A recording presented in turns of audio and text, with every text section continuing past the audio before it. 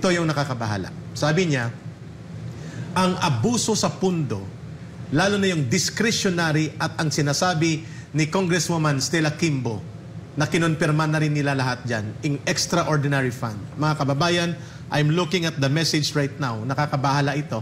Every year, hindi po bababa sa between 18 to 20 million ang discretionary fund ng Communist Party of the Philippines through their party list. Hindi ito ino-audit. So, ibig sabihin, we are funding communist terrorism through the 3 party list operatives na naiwan nila. And we're talking about 22 years na nandyan sila. Imagine they have extraordinary fund, no need of audit or no need of liquidation report as confirmed by former President Duterte and former Congressman and Attorney Harry Roque. Ito po ay abuso at nakakabahala. And dapat lang na busisiin po ito at uunahin natin itong tatlong naiiwan at natitirang operatiba ng CPP, NPA, NDF.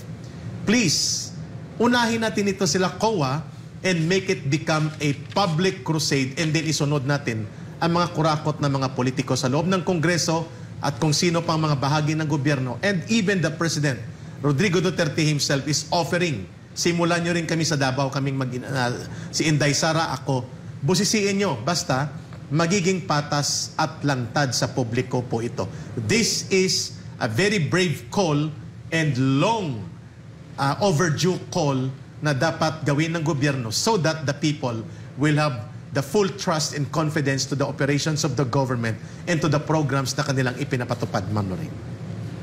I'm really, honestly, I'm quite shocked. Ma'am, no? I'm really shocked. 20 million a year. Grabe to. And not only that, I mean, apart from that, no, there are 2 issues kasi here, from as far as I can see, no? Yung una doon, yung biro mo hindi ino-audit ang ganong kalaki, ang HOR ay lumalabag mismo, itong mga legislators natin ay lumalabag mismo sa spirit of the law. Of course, they'll say that there is a resolution or a law, diba, that they signed. They were the very same ones who signed into law something that would benefit them and that violated our Constitution, diba? Itong transparency. So that to me is the greatest scandal. But what I'm seeing kasi right now is the shamelessness of those who are in power and their impunity and their arrogance that they would not open their books. Para ang naririnig ko sa sinasabi nitong SecGen na ito, si Velasco. Ang sinasabi niya dito na naririnig ko sa kanya ay make us. Really? You can do that? You can help? You can make us open our books? They're not gonna do that. You cannot ask for shame from people who are shameless, di ba? You can only ask shame from those who have that capacity. So, what I'm interested in is what is the legal recourse of the Filipino people. Na bigyan mo ng demand na they open their books and that they will be held accountable. I'm also wondering who audits COA ba? Who audits the auditor? Wala, ma'am. There's none. None. Kaya yung hocus-pocus, binanggit din ni Pangulong Duterte sa isang interview niya, COA can also become part of the hocus-pocus because of internal operations. No, so what we're seeing now, if they do not open the books, these two, no, if COA refuses to audit and the HOR refuses to have an audit, it's really honor among thieves, di ba? Correct. And ang pinaka nakakaawa dito ang taong bayan. Pero I don't think that that we should take it. I don't think we should take the stance that we're victims and we're helpless and we have to do something. We really should do something that's yun talaga yung call ng ating pangulo, no, ng dating pangulo. I'm also wondering ano yung role na piniplay dito ng presidente ng Republika ng Pilipinas, being the most powerful and being the president of an entire country.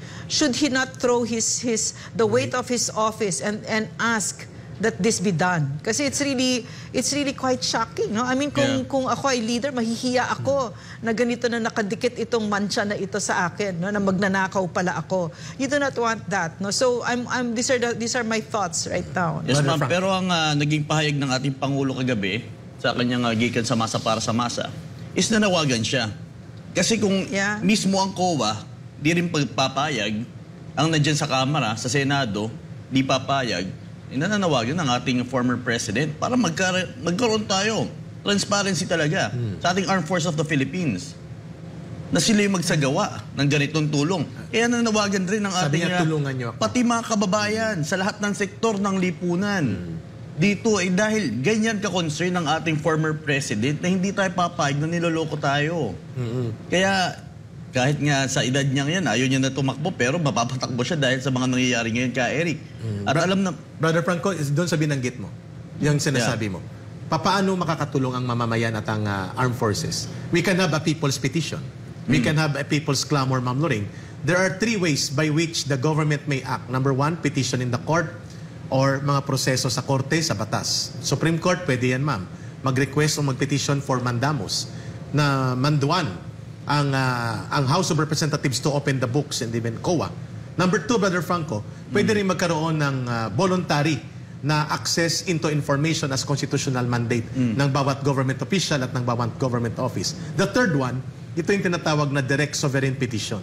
Ibig sabihin, the people can make a petition to Speaker Martin Romualdez, to Senate President Zubiri, and to the members of the House na sila ay dapat maging compliant to constitutional mandate of transparency, accountability, and other requirements of information that should be open to the people, including itong sinasabi ni former President na questionable, garboso, abusado na paggamit ng mga pondo at naiikutan ng COA at ang COA dito sa mga usaping ito.